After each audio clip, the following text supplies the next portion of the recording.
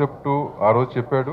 చెప్పినాక బడ్జెట్లో చేద్దాం అనుకుంటున్నాను సార్ ఇట్లా ఆ రోజు చెప్పాడు. బాగానే ఉంటుంది, బట్ డైరెక్షన్ ప్రొడక్షన్ అంటే కష్టం అవుతుంది కదా అన్నాను. దాని తర్వాత మళ్ళీ ఒక 2 సార్లు కనిపించిన తర్వాత కనపడలేదు నాకు. దాని ఫైనల్ ఒక 8 నెలల తర్వాత మొత్తం ప్రోడక్ట్ అయిపోయిందండి అని చెప్పాడు. I'm really happy for him. And 1 man army లాగా మొత్తం అంతా ఫినిష్ చేశాడు. తనకి తన టీం అందరికీ I wish them all the very best. And ఈ సినిమా మంచి హిట్ అవ్వాలి మహేష్కి. తనకి మెయిన్ డబ్బు కంటే కూడా కెరియర్గా అతను ఒరిజినల్ కెరియర్ని పనంగా పెట్టి సినిమా తీశాడు. డబ్బు అనేది కంటే కూడా అతనికి కెరియర్గా అతనికి నిలవాలి. That was his ambition, that's what he told me. So I wish his dream comes true. Executive producer and they both together worked, Mahesh and Naveen. It was a fantastic. ఇప్పుడే మీరు చూశారు, దాసరి నారాయణరావు గారి స్పందన కూడా చూశారు. I wish him and his entire team all the very best.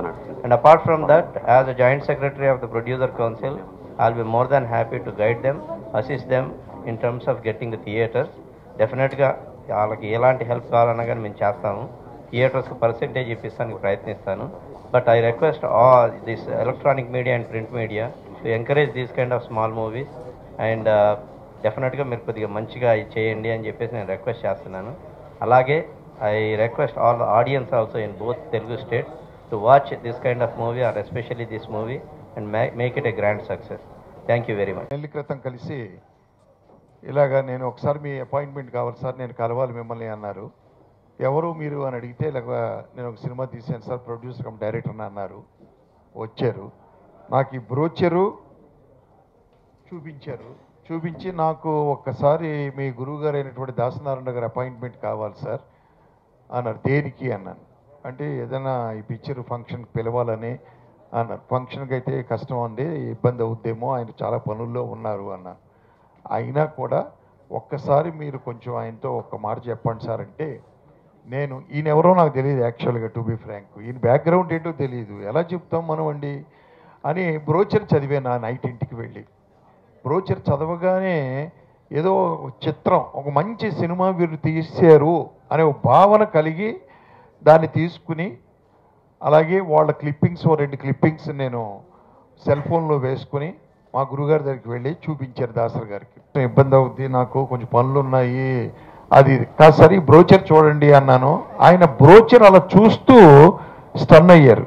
లేదయ్యా, ఈ సినిమాలో ఏదో విషయం ఉంది డెఫినెట్గా, ఇందాక ఆయన వీడియోలో చెప్పింది. ట్రైలర్ 2 పీసులు చూశారు, వెంటనే ఆయన చెప్పారు ఆ మహేష్ అనే అతను రమ్మని అనండి. అంటే ఆయనకి ఈ సినిమా మీద అంత ఇంప్రెషన్ ఏర్పడింది. పాటలు అన్నీ చాలా బాగా వచ్చినాయి, మీరు వినండి, నచ్చితే మిగతా వాళ్ళకి వినిపించండి. నాకు సహకరించిన సింగర్స్ అందరికీ, ఇంకా మ్యూజిషియన్స్ అందరికీ, స్టూడియో వాళ్ళకి ఇంకొకటి చెప్పాలి మర్చిపోయాను. పాటలన్నీ దినేష్ అని ఒకతనే రాశాడు అన్ని పాటలు.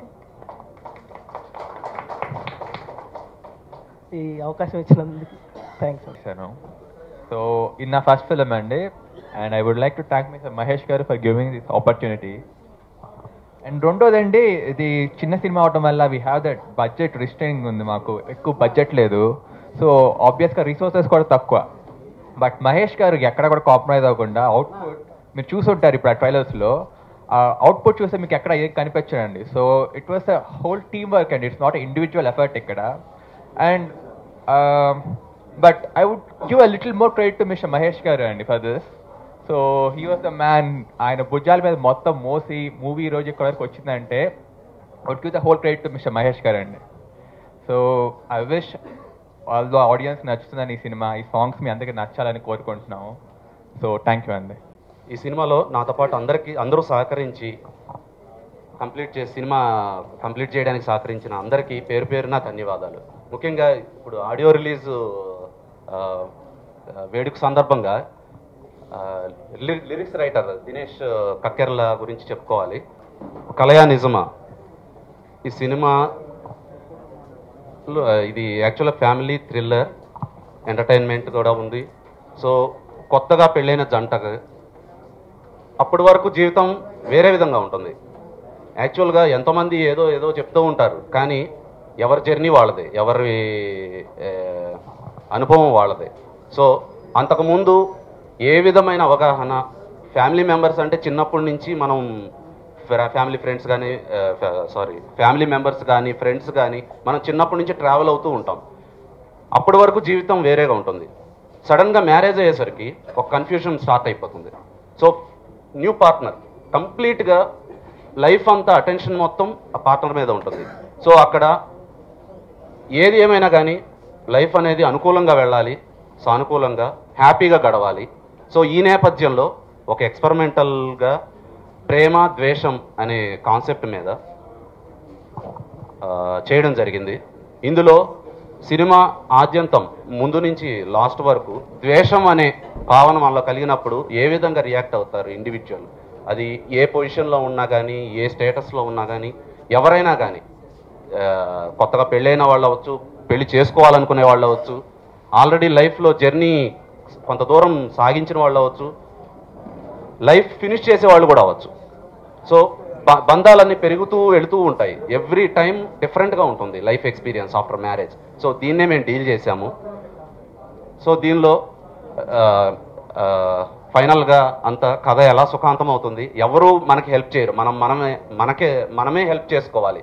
ఏమైనా ప్రాబ్లం వస్తే ఎదుటి వాళ్ళు వచ్చి సాల్వ్ చేయరు, మన ప్రాబ్లమ్ని మనమే సాల్వ్ చేసుకోవాలనేదే ఇతివృత్తంగా చేయడం జరిగింది. ఇంకా గ్రాఫిక్స్ వర్క్ చాలా ఎక్కువగా ఉంటుంది. ఎందుకంటే ద్వేషం అనే క్యారెక్టర్కి ఒక రూపం ఇచ్చాం. జస్ట్ ఒక భావంలాగా ఏదో చెప్పడం అనే కాకుండా, ఒక ఎక్స్ప్రెషన్ కాకుండా ఒక రూపం ఇవ్వడం జరిగింది. సో ఇది దాదాపుగా ఒక 10 నిమిషాల గ్రాఫిక్స్ వర్క్ ఉంటుంది. దీంతో బాగా ఎంటర్టైన్ అవుతారు ఆడియన్స్. సో ఇది ఒక వినూత్నమైన ప్రయోగము, అందరూ ఆదరిస్తారని కోరుకుంటూ సెలవు తీసుకుంటున్నాను.